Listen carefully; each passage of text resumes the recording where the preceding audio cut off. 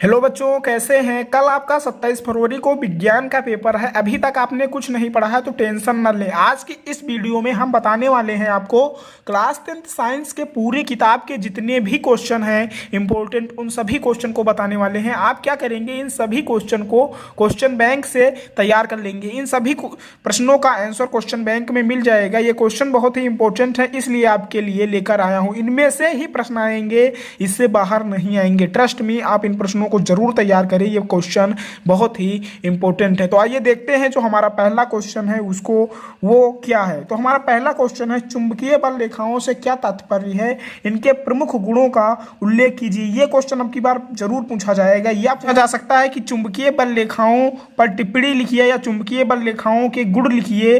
तो इस प्रकार से भी क्वेश्चन पूछा जा सकता है। तो चुंबकीय बल रेखाओं से क्या तात्पर्य है, इनके प्रमुख गुणों का उल्लेख आपको करना है। बहुत ही इंपॉर्टेंट क्वेश्चन है। दूसरा क्वेश्चन है, वैद्युत मोटर तथा जनित्र के बीच अंतर आपको स्पष्ट करना रहेगा। यह भी क्वेश्चन बहुत ही इंपॉर्टेंट है। 3 नंबर क्वेश्चन, ऊर्जा के पारंपरिक स्रोत पर आपको टिप्पणी लिखनी होगी। ये लघु उत्तरीय और विस्तृत उत्तरीय प्रश्नों में पूछे जा सकते हैं। तो 3 नंबर क्वेश्चन है, ऊर्जा के पारंपरिक स्रोत पर आपको टिप्पणी लिखनी होगी। आप इन प्रश्नों को तैयार करेंगे तो इससे बाहर परीक्षा में नहीं पूछा जाएगा, विश्वास कीजिए। 4 नंबर क्वेश्चन देखते हैं, वैद्युत विभव और विभवांतर में आपको अंतर स्पष्ट करना रहेगा कि वैद्युत विभव और विभवांतर में क्या अंतर है। 5 नंबर क्वेश्चन देखते हैं, ओम का नियम क्या है। ये 2 नंबर में भी पूछा जा सकता है। और ओम का नियम क्या है, इसका सत्यापन कीजिए। ये 4 नंबर में क्वेश्चन पूछा जाएगा, क्योंकि ये क्वेश्चन जो है वो बहुत ही इंपॉर्टेंट है। 6 नंबर क्वेश्चन देखते हैं, वाट की परिभाषा दीजिए, किलोवाट, घंटा तथा जूल में संबंध स्थापित कीजिए। ये इस प्रकार से क्वेश्चन पूछा जा सकता है। 7 नंबर क्वेश्चन देखते हैं, मानव नेत्र के प्रमुख भागों का सचित्र वर्णन करना होगा। मानव नेत्र का सचित्र वर्णन करके उनके सभी भागों को लिखना होगा। इस प्रकार से क्वेश्चन पूछा जा सकता है। 8 नंबर क्वेश्चन है, मानव नेत्र की सामंजन क्षमता को आपको परिभाषित करना होगा कि मानव नेत्र के सामंजन क्षमता से क्या अभिप्राय है। इस प्रकार से भी क्वेश्चन देखने को आपको परीक्षा में मिल सकता है। 9 नंबर क्वेश्चन, प्रकाश के अपवर्तन का नियम तथा प्रकाश के परावर्तन का नियम, इन दोनों में से कोई ना कोई नियम पूछा जा सकता है, तो इसे आप जरूर तैयार कीजिए। 10 नंबर क्वेश्चन देखते हैं, मेंडल के नियमों की उदाहरण सहित व्याख्या कीजिए। मेंडल के जितने भी नियम हैं उनको आपको पढ़कर जाना है। ये क्वेश्चन बहुत ही इंपॉर्टेंट है, उदाहरण सहित आपको उसकी व्याख्या करनी होगी। ये विस्तृत उत्तरीय में पूछा जा सकता है। 11 नंबर क्वेश्चन देखते हैं, लिंग गुणसूत्र किसे कहते हैं। मानव में लिंग निर्धारण की प्रक्रिया को समझाइए। लिंग गुणसूत्र क्या है, ये क्वेश्चन पूछा जा सकता है। साथ में ये भी पूछा जा सकता है कि मानव में लिंग निर्धारण की प्रक्रिया क्या है।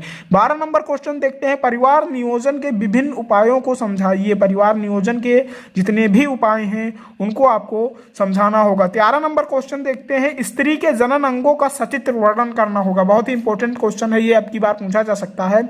स्त्री या नर जनन अंगों का सचित्र वर्णन करो। इस प्रकार से दोनों में से कोई ना कोई क्वेश्चन जरूर पूछा जाएगा, तो इसको आपको तैयार कर लेना है। 14 नंबर क्वेश्चन देखते हैं, जनन स्वास्थ्य पर आपको टिप्पणी लिखना होगा। जनन स्वास्थ्य से क्या अभिप्राय है, इस प्रकार से भी क्वेश्चन पूछने को मिलेगा। 15 नंबर क्वेश्चन देखते हैं, उत्सर्जन से क्या तात्पर्य है। मनुष्य के उत्सर्जी अंगों के नाम लिखना है। उत्सर्जन से क्या तात्पर्य है और मनुष्य के जितने भी उत्सर्जी अंग हैं उनका नाम लिखना है। साथ में वृक्क नलिका का नामांकित चित्र बनाना है। ये 6 नंबर वाले प्रश्न हैं और इन्हें आप जरूर तैयार कीजिए। जो क्वेश्चन है वो बहुत ही इंपॉर्टेंट है। आगे देखते हैं, 16 नंबर क्वेश्चन है, धमनी तथा सिरा में आपको अंतर बताना होगा। यह क्वेश्चन बहुत ही इंपॉर्टेंट है, आप इसे जरूर तैयार कीजिए।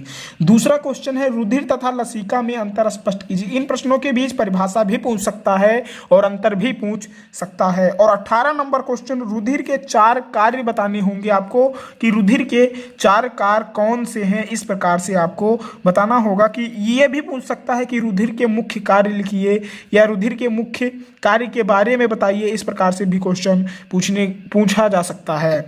और 19 नंबर क्वेश्चन, जाइलम तथा फ्लोएम में क्या अंतर है। इस प्रकार से आ जाएगा। या ये पूछा जा सकता है कि जाइलम और फ्लोएम की परिभाषा उदाहरण सहित समझाइए। 20 नंबर देखते हैं क्वेश्चन, मनुष्य के पाचन तंत्र का सचित्र वर्णन करना रहेगा। ये क्वेश्चन बहुत ही इंपॉर्टेंट है, आपको इसे जरूर तैयार कर लेना है। मनुष्य के पाचन तंत्र का सचित्र वर्णन करना रहेगा 20 नंबर क्वेश्चन में। 21 नंबर क्वेश्चन देखते हैं, स्वयंपोषी तथा विषमपोषी के बीच परिभाषा भी पूछा जा सकता है और अंतर भी पूछा जा सकता है कि स्वयंपोषी और विषमपोषी के बीच अंतर स्पष्ट कीजिए। 22 नंबर क्वेश्चन देखते हैं, मेंडलीव के आवर्त नियम के गुण दोष का संक्षेप में उल्लेख करना होगा। ये क्वेश्चन इस प्रकार से भी पूछा जा सकता है कि मेंडलीव के आवर्त सारणी की डिफिनेशन लिखिए और साथ में गुण तथा दोषों का वर्णन संक्षेप में कीजिए।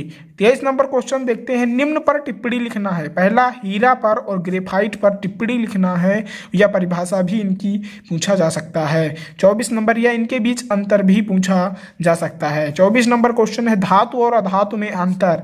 दो प्रकार से ये क्वेश्चन पूछा जा सकता है, या फिर रासायनिक गुणधर्म के आधार पर धातु और अधातु का अंतर, या भौतिक गुणधर्म के आधार पर धातु और अधातु का अंतर पूछा जा सकता है। 25 नंबर क्वेश्चन, पीएच मान क्या है? दैनिक जीवन में पीएच का क्या महत्व है? ये 6 नंबर में या 4 नंबर में क्वेश्चन पूछा जाएगा। तो इस क्वेश्चन को आपको क्या करना है? तैयार कर लेना है। अगर आप इन 25 क्वेश्चन को तैयार करते हैं तो 4 नंबर और 6 नंबर वाले प्रश्न आपको तैयार करने नहीं होंगे, क्योंकि ये जो क्वेश्चन है वो बहुत ही इंपॉर्टेंट है। आई होप आप समझ गए होंगे कि आपको क्या पढ़ लेना है और कौन से क्वेश्चन तैयार कर लेने हैं। तो फिर मिलते हैं अगले वीडियो में, तब तक के लिए धन्यवाद।